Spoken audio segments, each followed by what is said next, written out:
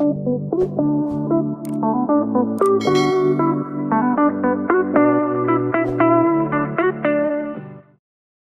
and welcome to From URL to IRL. I'm Valerie, and today I am sitting down with Cosmo Jones. He is a former independent creative director, co-owner of Bedrock LA. He has 25 years of experience in the music industry and now runs a nonprofit out of Oregon. So today we're going to sit down and talk. And yeah, so how are you doing? I'm doing great. Still raining in Oregon per usual. It's shocker, right?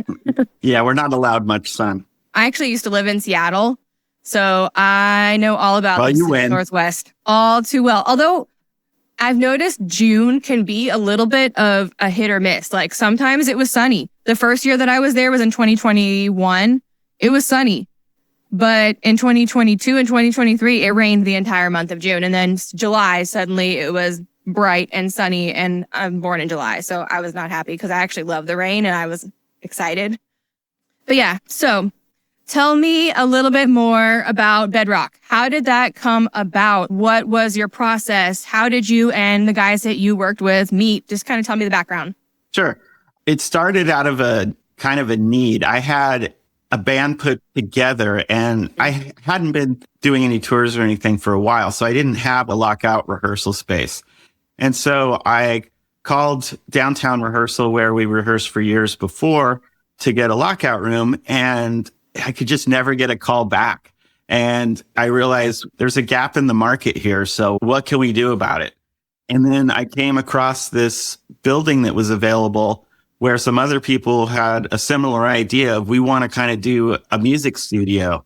And so it came about in a convoluted way, because this is something I was doing on the side as opposed to, where I'm making money doing either marketing or design for not just the music industry, but for a lot of different industries.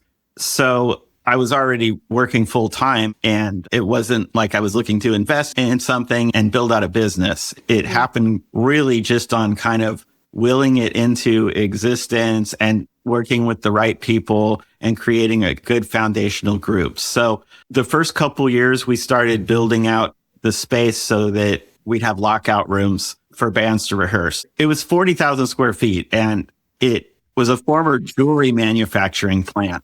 So there's no windows, which is great. It was all brick.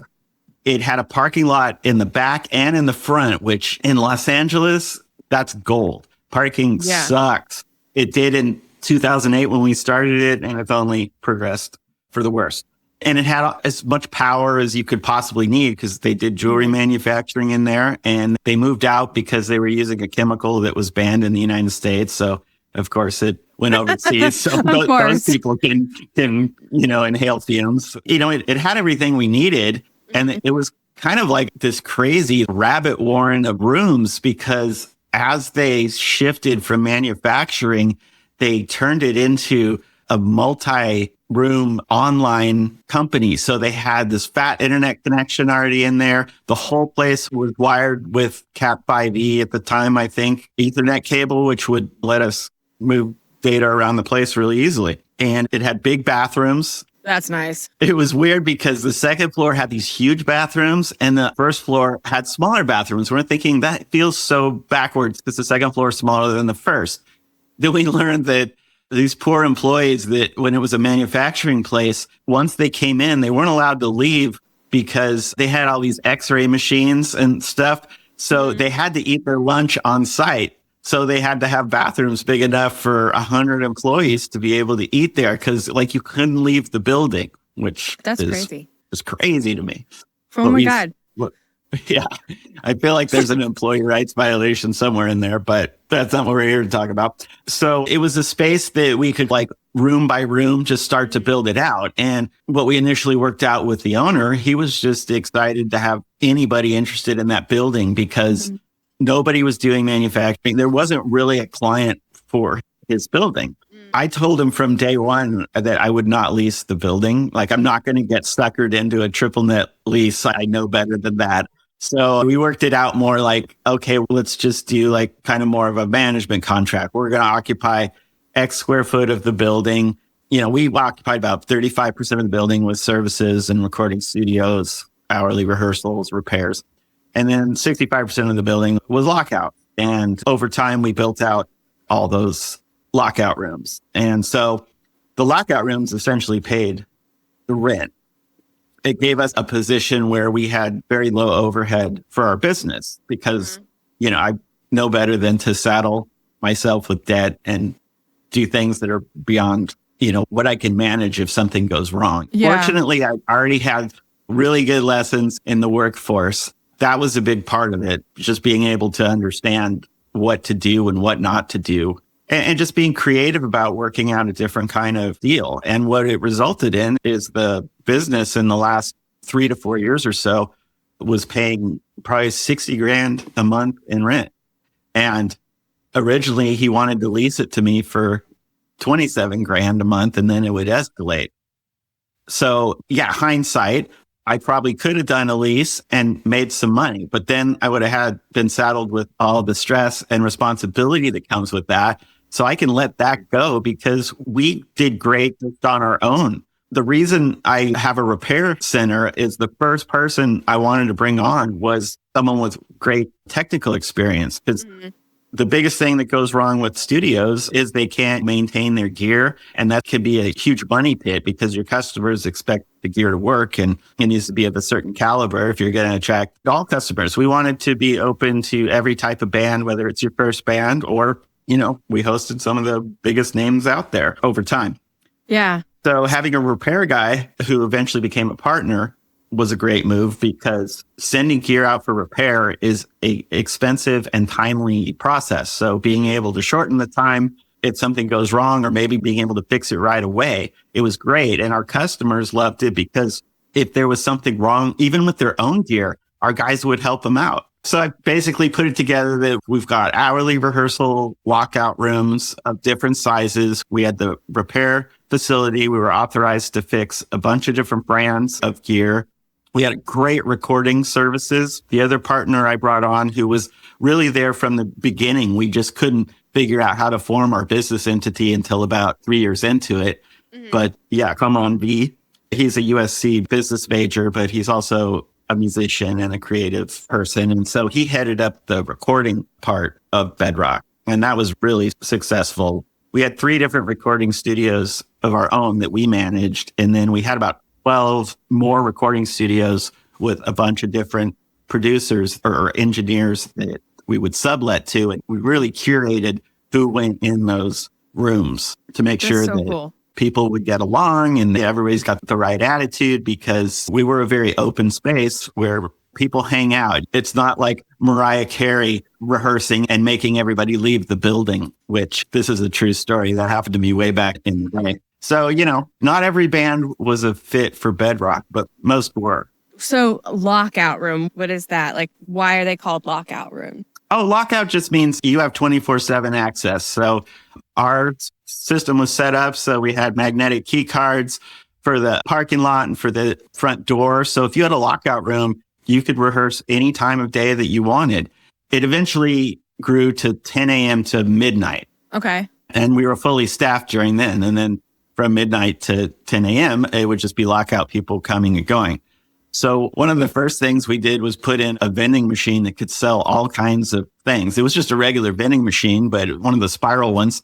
But we were able to find fun things that musicians need. We had drumsticks in there. We had guitar strings. We had... Oh, that's cool. When we first started, and it was not so well known, we had cigarettes, we had beer, we had condoms, we had just everything that the traveling or a local musician needs to stay creative. Was there any particular, did you find that there was a certain genre of band or anything that seemed to come to your studio, or was it just kind of everybody? I mean, I saw there's a pretty wide range. It was everybody. What I said from the beginning, we all agreed that we wanted it to be a place for everybody. Mm-hmm. And so it really was a melting pot of musical genres, and that it probably drifted over time as styles changed. But our goal was, our staff made sure that people were welcome. We really treated our customers like they were our friends, because most places you rehearse back then, before we opened, if you weren't a known artist, it could be a horrible experience. Like people would just be downright mean to you and the gear would be broken. And it's just like, why am I suffering through this? I'm just trying to rehearse. And then the rooms would just be gray carpet, 4 walls in a square, like no thought put into anything but a bit of sound dampening. So a big thing at Bedrock was every hourly room had a different vibe to it. And we put effort into the design of those rooms, and you can still see them on the website under hourly rehearsals. Yeah. But yeah, it was important to us that everybody get treated with respect and that it has a vibe and that it's very communal. So on the front porch area where people would go out and smoke, that's one of the funnest things is every time I would get there for the first time, it's fun to see who all is hanging out there because you never know. It just became a complete lottery of who you might see standing out there. And it was just so cool. And I'm a pretty private person, so I never outed myself as the owner unless there was an actual issue to deal with or as a partner, because that way I could stand out there and listen. And I also played in bands. So a lot of people just thought I was playing, like, unless they were real good customers and knew. The ones that are kind of touring through and leaving, they never knew. I really like to hear what people are saying about the space when they don't think someone's listening. What are some of your favorite, like what are some of your inspirations, like artist wise, and favorite musicians? And did you get to see any of them at the studio? The ones that had the most impact on me, like the best memories I have, one of the first ones was there's a band out of Compton called 1500 or Nothing, and they are a backing band for a lot of different hip hop artists. And they started rehearsing at our place and they started bringing in artists. And one of those artists was Nipsey Hussle. Oh, and wow. What I really appreciated about Nipsey Hussle was like, I felt like he and I really shared the same values about like, helping out your community and giving back and all those kind of things. So it's tragic what happened to him, but getting to be there and having that as like one of the first kind of notches in our belt of, hey, someone really cool is using our place. That's a great memory. I have another memory of walking in one day and one of the guys working was like, hey, there's this guy who sounds like Tom York. And several people said, I thought I heard Tom York in there. And we're like, no, he's not booked here. We don't have him on the books. That would be insane. And it turned out he was in one of the lockout rooms for some band that he had some kind of affiliation with. I don't know if he was producing them or doing something for them or just guesting on a track. But yeah, literally Tom York from Radiohead is in the building and we didn't even know for sure until after it happened. So those types of things would happen. That's crazy. That's so cool. That would like make it all worth it. Another great memory for me, because I came up listening to music in the 70s and 80s. So for whatever reason, I had this attraction to disco and hard rock. I liked both of them pretty much equally, which is why I play drums and guitar. I refuse to choose between the two. I like to play them both. So there was a producer on site, Jeff Ellis, who's worked with a bunch of really cool artists. He had just come off of working with Frank Ocean, I believe. And he got a song for Kali Uchis, who's this Colombian singer who's fantastic. But the guest players on the track, Bootsy Collins from Parliament Funkadelic, played bass. And so we had Bootsy and George Clinton wandering the halls of Bedrock that day. And that's not something I ever expected to happen. So thank you, Jeff Ellis, for getting that gig. That's that record. That's one of the plaques for Bedrock. That single did really well. So the rehearsal spaces, were they like rehearsal spaces for like tours?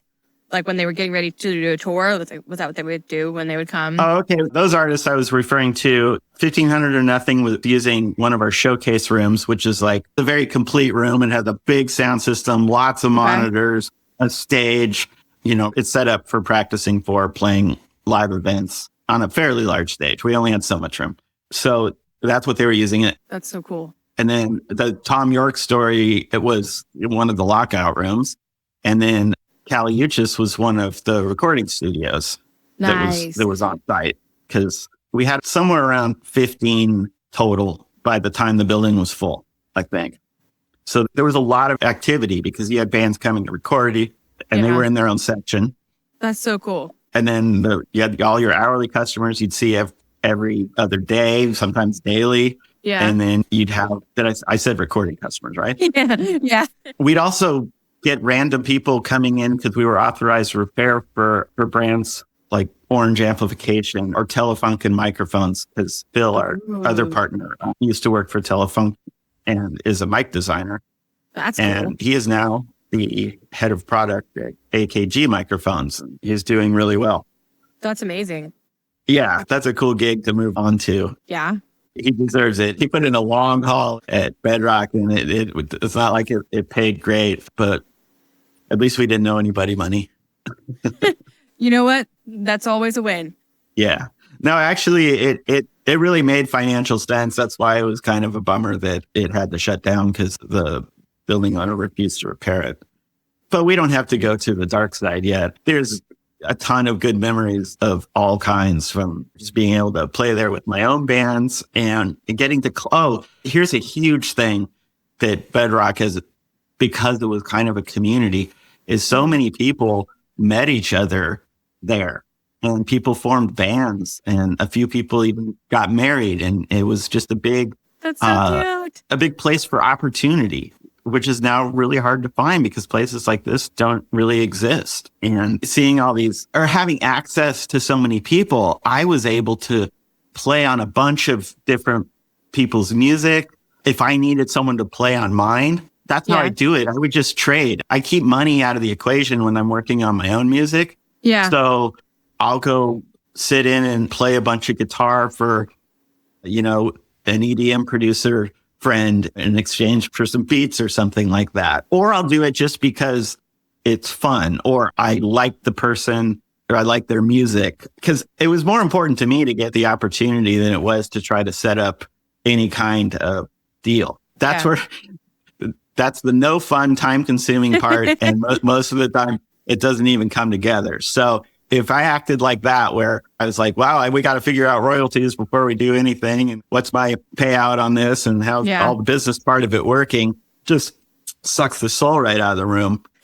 So I got to sit in with people I really respected. Like one time I did 2 hours with Issa, who's the Machine in Florence and the Machine. And she makes all the music, and she's so freaking talented. So just to go in there, because I would just bring my guitar, my pedal board, and make tons of weird sounds. And it was up to her. My attitude was, use them if you want. I don't need any credit. Just here's a bunch of stuff for your sound palette. I have no idea where those ended up, and that's totally okay. Yeah. I'm wondering one day if I'll hear some echo of it and go, that sounds familiar, because I know my own style. Mm-hmm. But I just like that there's so much stuff out there in the universe that exists.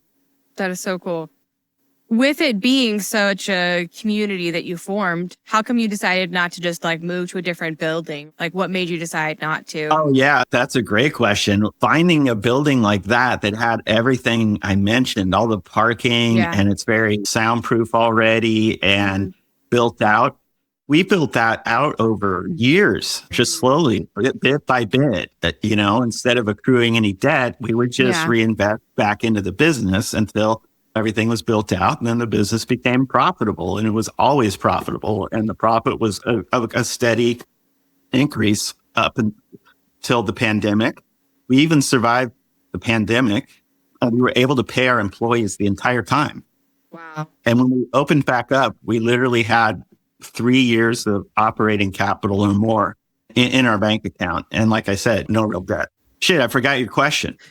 How come you decided not to open up another building? Oh, right. So because that building was kind of like capturing lightning in a bottle, it's really hard to do twice. So I can't tell you how much work we put into figuring out what else we could do. Mm-hmm. And I had already knew how hard it was, because in 2016, I think, I took a step back, and Phil and Kamran really kind of took over running it, because I had an opportunity to start this agency in New York with this director and kind of work on a bunch of different things. And I'm all over the place. I like working on so many different things, so I will totally just bounce around wherever.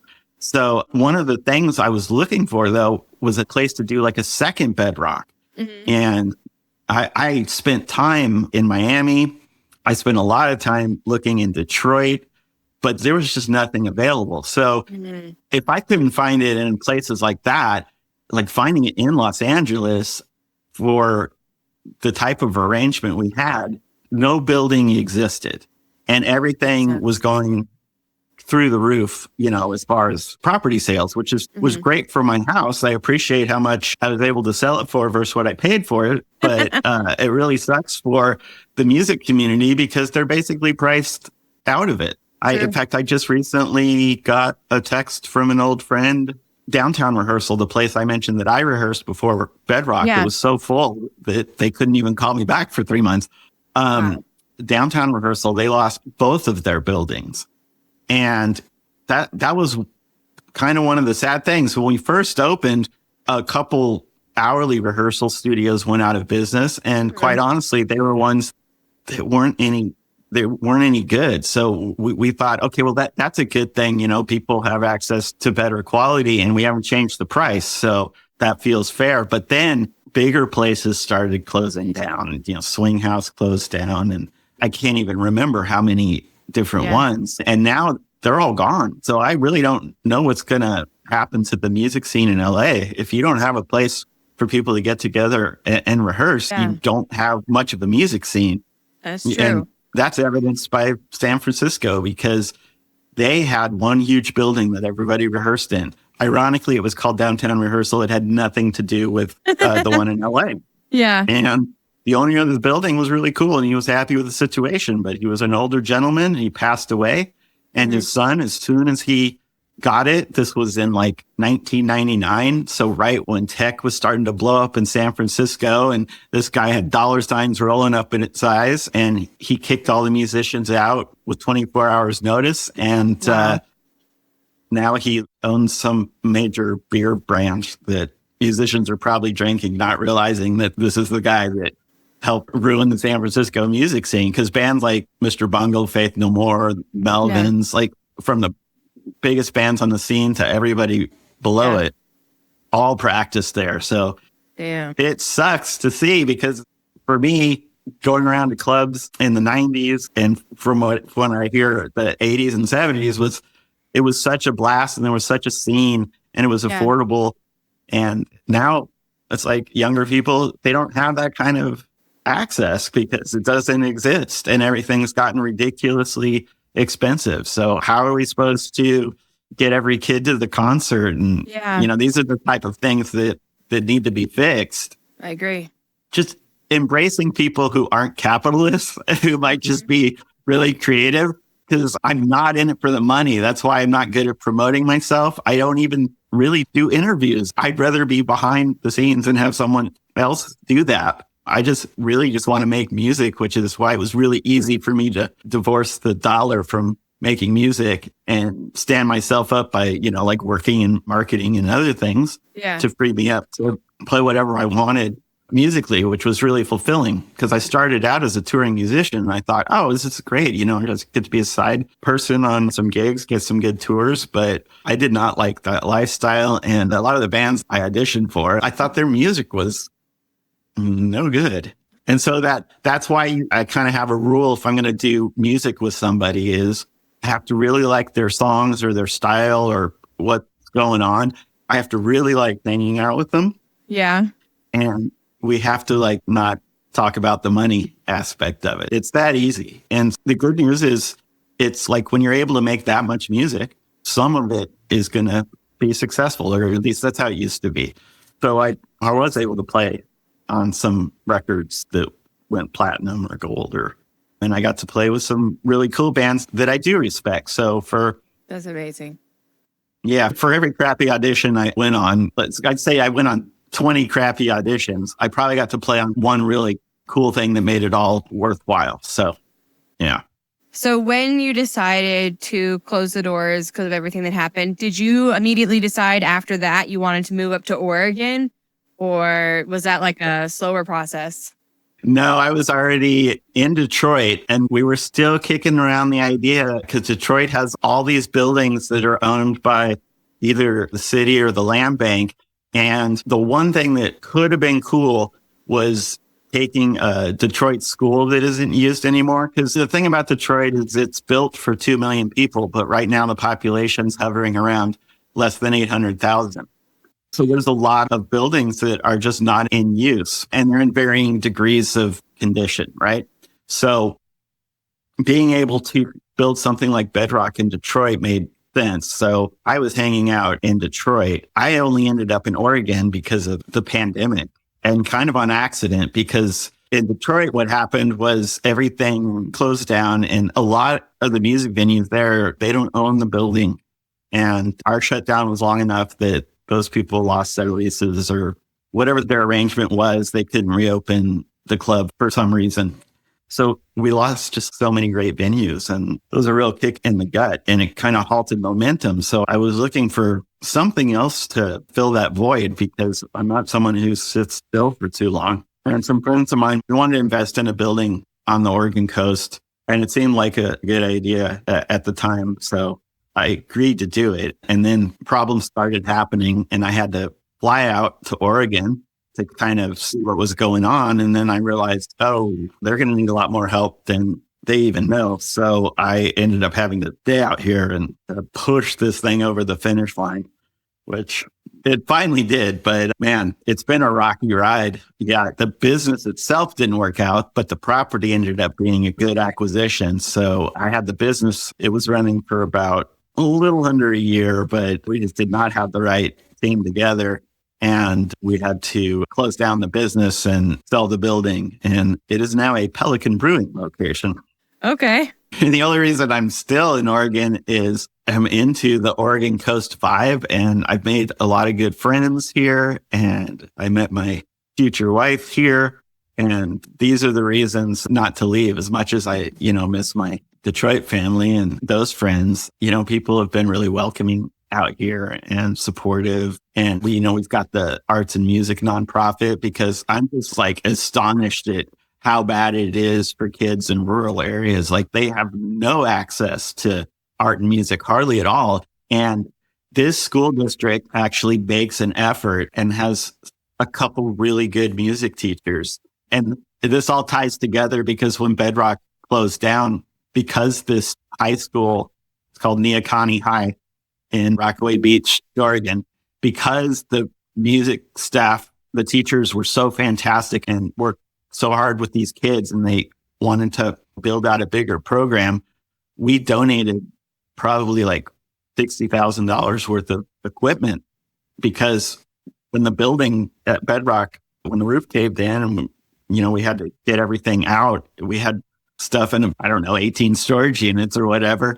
And so we just really needed to get rid of equipment. And here was this need. And here's a way that we could do a good deed. And it's a charitable donation, so you get a tax deduction.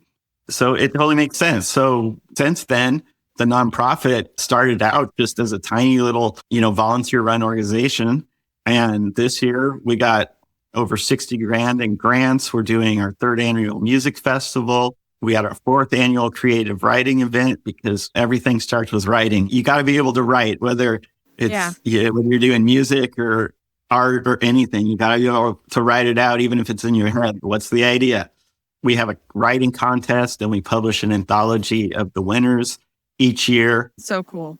And we brought in as a cultural foundation, and we're starting to do these events. They're called Blessings of the Sea, which are through our indigenous population.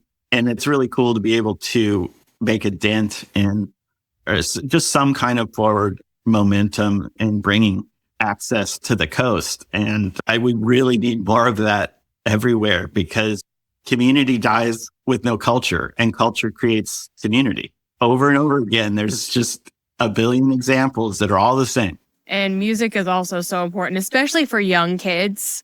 I remember when I was in high school, I went to a really small school. It was like a little magnet school. I grew up in Houston, and I swear every kid that I went to school with was some kind of musician, whether they were a writer. It was not uncommon for me to be walking out of a class and there'd be somebody sitting on the ground playing guitar, just sitting there, just screwing around, playing their guitar. We also did talent shows every semester. at the end of the semester, people would sing or play in their band, or we had a couple of pianists and we had dancers. So music is just such an important outlet, especially for young kids. So how did you get into that? Like, you meet somebody and decide to... I will answer that question. First, I'll respond to what you just said about the importance of music. It's really important in education, and it's important to start it early on because music is actually how we communicate. Right now, I'm talking to you, and there's rhythm and melody involved. There's rhythm because we have to break up the beats of the syllables of a word and the spaces in between. And then we don't want to sound like a robot when we're talking to people. So our pitch goes up and down. And that, just the pitch going up and down, gives you more information when we're communicating. So when kids learn music, they're literally learning how to put words together syllable by syllable and tie it together. And it exercises an important part of the brain developmentally. When you're at that young elastic age, it's the age where you can learn languages much easier than as an adult. And the same goes with music. It's important on a very basic human level of something that's been with us for so many generations. I don't even know how to count it. And then the next part of it is when you start playing with other people, that helps you learn how to communicate with people. It also lets you understand how to communicate with different people, because once you start playing in bands, you realize, oh, there's people with different personalities. And like, okay, if I'm talking to this person, I need to keep the peace. I need to, do this. And if I'm talking to this, you start to understand the nuances of that and figuring out how to get along and get together and create something that hopefully that needs to be the star. Like when I was in bands, the song was always the star. And so we would all write for the best opportunity and agree that whatever sounds the best is what goes. And being able to come together and express that and have that early access is just something that would improve quality of life everywhere. So I got into music. I just started really enjoying listening to it. My sister's 10 years older than me. So when she was done with her albums, she would just give them to me. So I just started listening to what she listened to. So I got into bands that were kind of like 10 years out of what was popular at the time. And then I only had an AM radio, if you can believe that. And so I would fall asleep every night to this AM disco station in Los Angeles called Mighty 690. So I really think that my brain was getting programmed by beats and listening to music because I just became fascinated with it. And our neighbor across the street was the road manager for this band called the Electric Light Orchestra. And he would give me these albums that had colored vinyl. They were like special releases. And I was just so enthralled with the art that I thought the band was cool.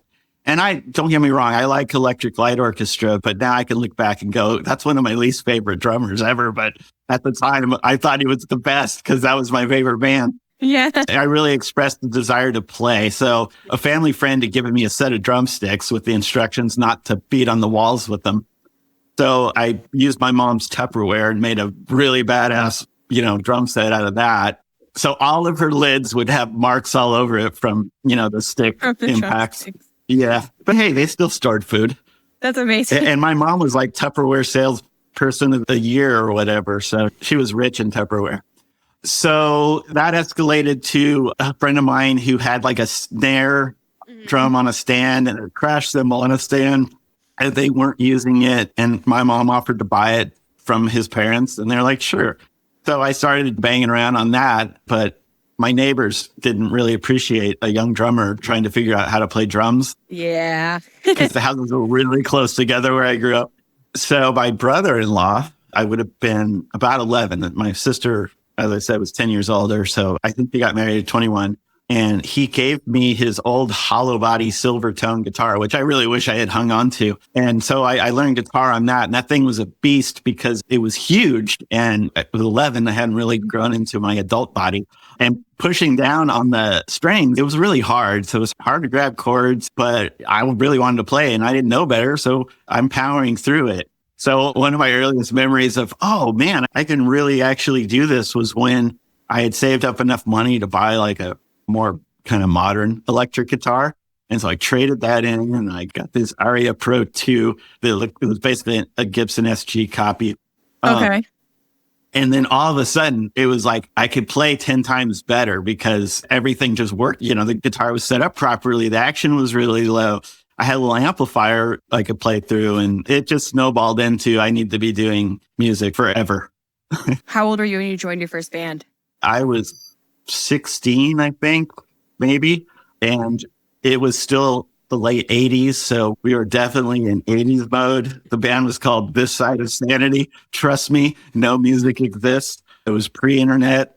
In fact, a lot of what I did is pre-internet. But I have some of it, but there's definitely stuff that I'm missing. So unfortunately, I don't think I have any recordings from that band. I have recordings from a later band that was like 2 or 3 of the same people. But yeah, that was the first band. And I think our very first show, our first real show, was at a club in LA called Madame Wong's West. And we were on the same bill as Oingo Boingo. And I thought that was like the best thing ever. That is cool. But let's clarify it. We weren't opening for Oingo Boingo. They were playing the main stage room in the main room, and we were playing some small room off to the side. But hey, it was in the vicinity. It was the same night. So. Yeah. Yeah. So you said you toured. Which band did you tour with? Oh, the first tour, I guess, was more of a band tour. There was a punk band that was pretty well known at the time in LA called the Adolescents. And I think a lot of other punk bands and non-punk bands would count them as an influence if they came up in the 80s and 90s. And so these guys were, I don't know, maybe I want to say somewhere around 10 years older than me. And, they had already done a bunch of tours and released records. And they had a gold record for this song called Amoeba. Oh, I actually know that song.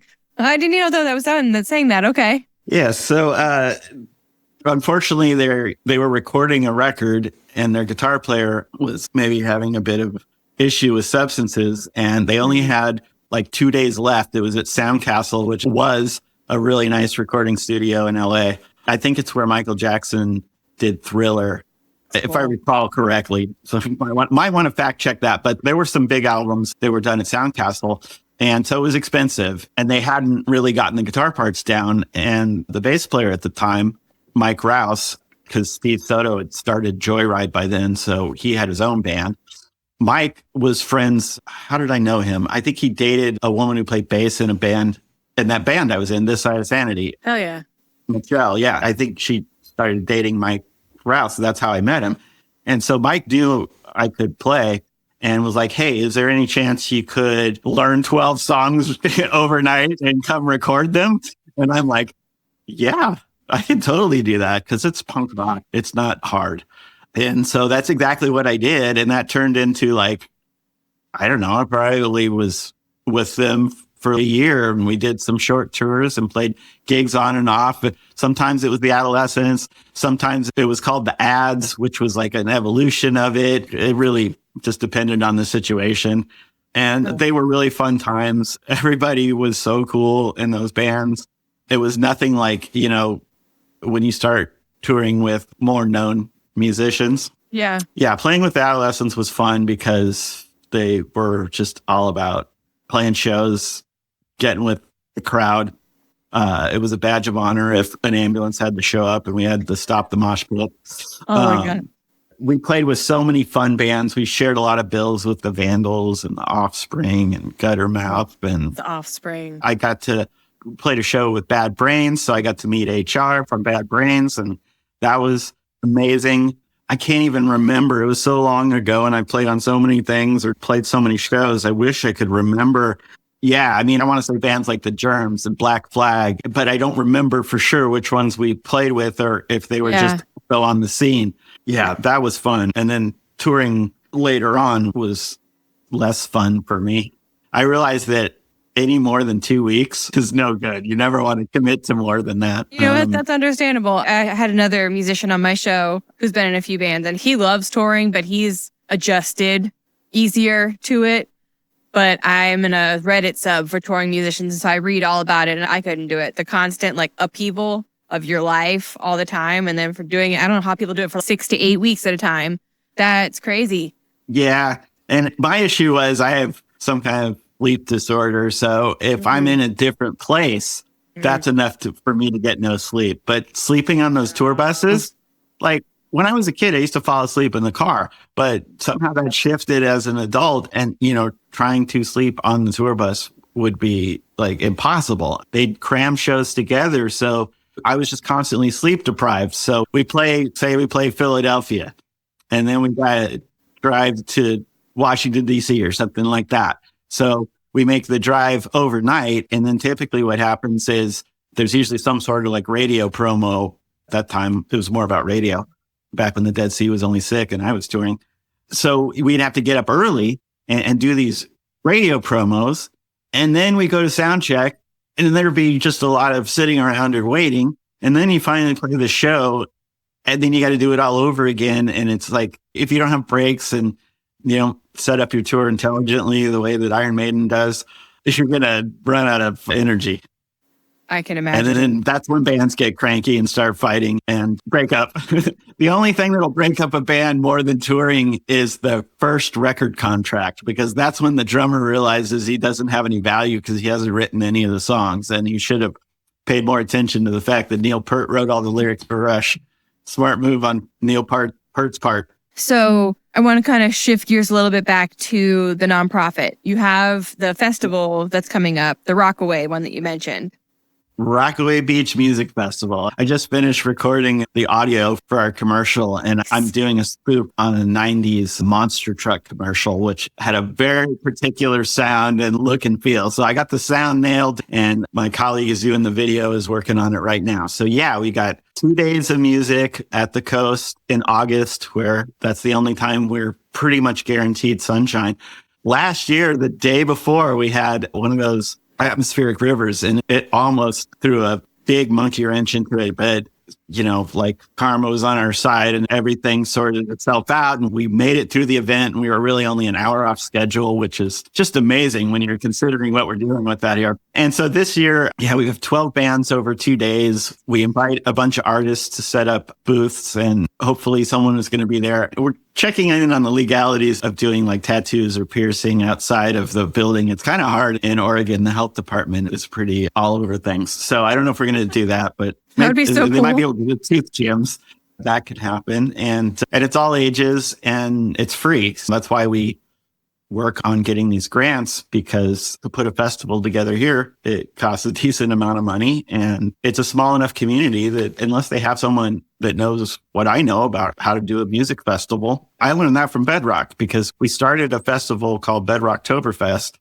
And we had some great players on that. The first year we had RZA from Wu-Tang. So Wu-Tang and Run the Jewels are pretty much my two favorite hip hop bands. That's what I'm doing now. I'm still making beats for hip hop dudes. Hell yeah. But yeah, so Bedrocktoberfest is kind of where we learned how to make a festival from top to bottom and do everything. And that actually expanded into Echo Park Rising, which is a festival that continues today in LA that's put on by the city. And at the time, my business partner was helping run that. And he was also not on the city council. I don't know. He had some kind of collaboration. Oh, Echo Park Chamber of Commerce. He was on the board for Echo Park Chamber of Commerce. That's cool. And so that's a festival that's really cool, because there's 30 venues over an entire weekend, and it's amazing. But out here on the coast, there's just not a lot of opportunity to provide that kind of entertainment. So I'm grateful that we've got a bunch of grants that have sponsored us, and it's a handful of people doing a lot of heavy lifting behind the scenes. I spend way too much time on this nonprofit, but things need to get done. I want to see it through. It's grown, so I don't want to just say, okay, you guys deal with it. What kind of artists are going to be there? What kind of bands are going to be playing? Is it mostly going to be like local bands? This year, our grant cycle ran late, and we weren't sure what our budget was going to be. So I needed to go conservative with booking. So this time I didn't go out looking for like a headliner like we had Glitter Fox last year. And they were amazing. I would definitely love to have them back again. It's just that's a more expensive bill to pay. So I just decided to reach out to kind of all of Oregon. And we have two sponsors that are in the music scene: 5 Star Guitars, which is an amazing guitar shop in the Hillsborough area, and Revival Drum, which is the best drum shop in Portland, dare I say, the nation. Nice. And it's Jose, who owns it, worked at Pro Drum Center in LA. And any drummer who has spent time in LA will tell you Pro Drum Center is the best That's so drum cool. store you could possibly go to. So it's kind of cool that there's that connection there. So yeah. I just reached out to them and said, hey, just send the coolest bands. It doesn't matter if they have 4 followers or 40,000 followers. People are going to come out here because it's a sunny weekend at the beach. It's a free concert. So glad I did it, because now we've got a really good variety of bands. We've got country, we've got outlaw country, we've got like pop punk. This year we were able to get a cumbia band. I've been trying to represent all the communities out here. And I'm telling you, Oregon, especially on the coast, has got to be one of the whitest places I've ever lived. Coming from Detroit, it's insane. So our two, yeah. So we have a Spanish-speaking community and we have an indigenous population. And then it's really hard to represent anything beyond that. And so we're working with Consejo Hispano, which is a local nonprofit, and one of their people is on our board. So we're trying to expand more too and get those groups active and involved in what we're doing. So I'm super excited that we have Josefina del Norte. She's got like a 5-piece cumbia band. She's excellent. That'll be exciting. We've got alternative. We definitely have a couple bands that are repping the LGBTQ, etc. Love that. Love that. I think we've done a good job of diversity in age and style, but we all like the same music. We can agree on a lot of music that we like. Let me put it that way. And we've got people playing the show that are in their 70s. We got people playing the show that are in their 20s. I love that. It's cool to see that, because when I was coming up, age was like a stigma and an issue. It's like you didn't want to play with another band that was 20 years older than you unless they were hugely popular or something like that. And I'm really glad that's gone away. I am too. I remember when I was younger, Warped Tour was a big thing. And I'm a big Paramore fan. And I remember hearing all the stories of all the shit that they had to deal with because, you know, I'm the same age as Haley, the lead singer, and she dealt with some shit. Like, I've seen videos of someone throwing a condom at her on stage. Like, they dealt with some crap because they were the youngest ones on the tour. And I remember her talking about things that, you know, other bands said to her that were 15 years older than her. And they were treated so much differently than the bands that were in their late 20s and their 30s. And on top of that, her being a girl, that was not a very common thing either with that scene when I was a kid. So I'm glad that it has kind of become more accepting. Yeah. And audiences out here are great because they're excited that we've made the effort to bring something out here. So they're very supportive. You have to be pretty bad for them not to clap for you. That's true. Yeah. I probably should start winding this down. We've been talking for an hour. It's been so nice talking with you, Cosmo. Yeah. I'm glad to be able to do it. I'm coming out of my shell because now I've got to spread the gospel of, hey, we need to have more arts and music or humanity is going to have issues as if we don't already. And community is so important too, especially with the way things have been going in this country over the last few years. Community and having music involved is just an extra thing, but community in general just really needs to be stepped up. I remember growing up, they talked about it takes a village for everything, and people don't have villages anymore. Yeah. And sometimes that feels intentional. But as artists, we really do have the power to reach people still and come together. So that needs to happen. Don't be discouraged by how fucking batshit everything is. Because quite honestly, it's always been batshit. It's just a different flavor. And every batshit thing feels a little different. Yeah. But we power through it, you know? That is true. That's very true. I think also it's because I'm old enough now to really notice it that I'm like, oh shit. But that's partly why I started this podcast, is because I really wanted to carve out my own little niche area of community for people, especially around music. Yeah, no, that's awesome. I'm glad to help out. So thank you for coming, and thank you for watching this episode of From URL to IRL.